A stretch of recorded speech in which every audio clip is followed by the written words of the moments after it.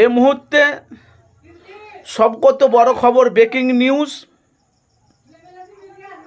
যে আরাবুল আইএসএফ থেকে তৃণমূলের নেতা খায়রুল ইসলামের সাথে জোট করলে নওশাদের বিরুদ্ধে।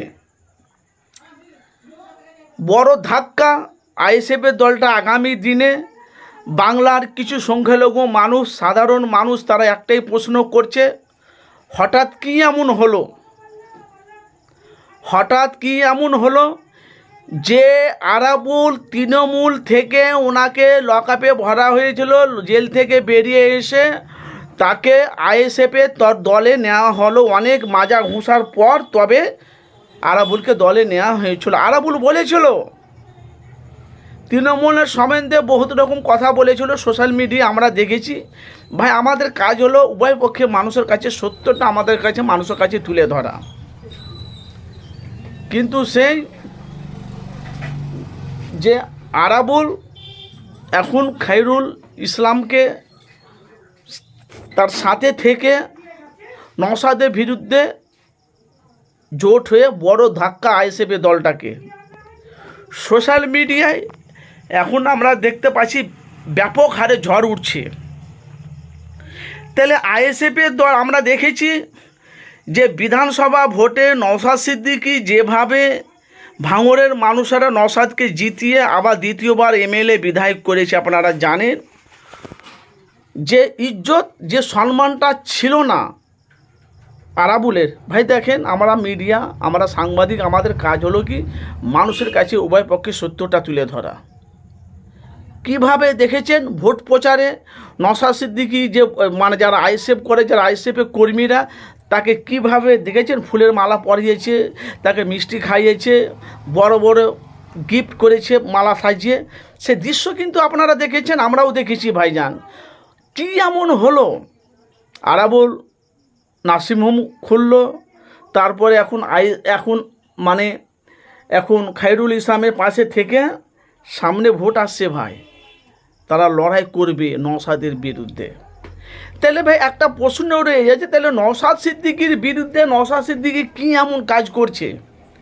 আর নওশাদ সিদ্দিকী তো ভাঙড়ের মানুষের পাশে থেকে তো মানুষের হয়ে কাজ করছে, এই জন্য তো দ্বিতীয়বার নওশাদ সিদ্দিকীকে ভাঙড়ের মানুষ জিতেলো।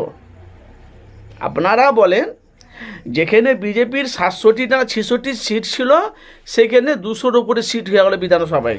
পরে মমতার কত সিট ছিল, সেখানে 80টা থেকে এখন 20টা না কটাতে নিচে নেমে আছে, সব চলে গেলো বিজেপিতে। তাহলে আরাবুল কি আবার তৃণমূল মানে তোমার খায়রুলের পাশে তারা কি আরাবুল আবার তৃণমূলে যাওয়া? কেন, খায়রুল ইসলাম তো তৃণমূল। তাহলে ভাই আপনাদের মতামত জানাবেন, এটা কি বড় ধাক্কা নওশাদ সিদ্দিকী ভাইজানের? এটা কি নওশাদ সিদ্দিকী ভাইজানের বড় ধাক্কা, না আরাবুল তৃণমূলে চলে গেছে বলে, না এটা আইএসএফের চমক? কোনটা? এ ভাই, বক্তব্য তো আপনারা শুনছেন আমার। আরাবুল আইএসএফ ছেড়ে তৃণমূলে চলে গেছে চমক, না আরাবুল আইএসএফকে ছেড়ে তৃণমূলে গেল খায়রুল ইসলামের সাথে জোট হয়ে লড়বে? বড় ধাক্কা কোনটা? একেবারে ব্রেকিং নিউজ। কি এমন হলো তা আরাবুল হট করে আইএসএফ ছেড়ে তৃণমূলে চলে গেল? নওশাদ আব্বাস সিদ্দিকী ভাইজান কত মাজা ঘুষার পর তবে আরাবুলকে আইএসএফে নেওয়া হয়েছিল দলের মধ্যে।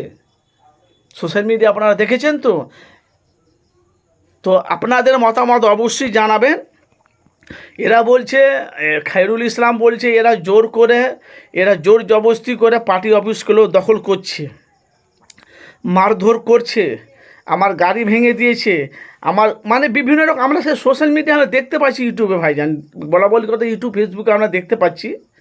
তো দেখতে পাই গাড়ি ভেঙে দিয়েছে, তাদের হেডলাইট সামনেকার তোমার কাঁচ একটা ভাঙা দেখলাম, হ্যান্ডেল যেটা খোলে লক, সেখানে কিছু দাগ দেখলাম, পিছের দিকে কিছু দাগ দেখলাম আমরা। এখন কতটা সত্যি ওখানকার মানুষ যারা ভিডিও করেছে, যারা ক্যামেরা করছে, একমাত্র তারাই জানবে। তো অবশ্যই আপনাদের মতামত জানাবেন। আইএসএফের দলটা আরাবুল চলে গেছে বলে তৃণমূলে খায়রুল ইসলামের পাশে ধাক্কা, না বড় চমক? আপনাদের মূল্যবান কিনা আপনারা মতামত অবশ্যই জানাবেন। ভাঙড়ের কাজ না করলে নওশাদ সিদ্দিকীকে দ্বিতীয়বার ভাঙড়ের মানুষ জিতাতো না, এটারও নতুন একটা চমক। অবশ্যই আপনাদের মতামত জানাবেন।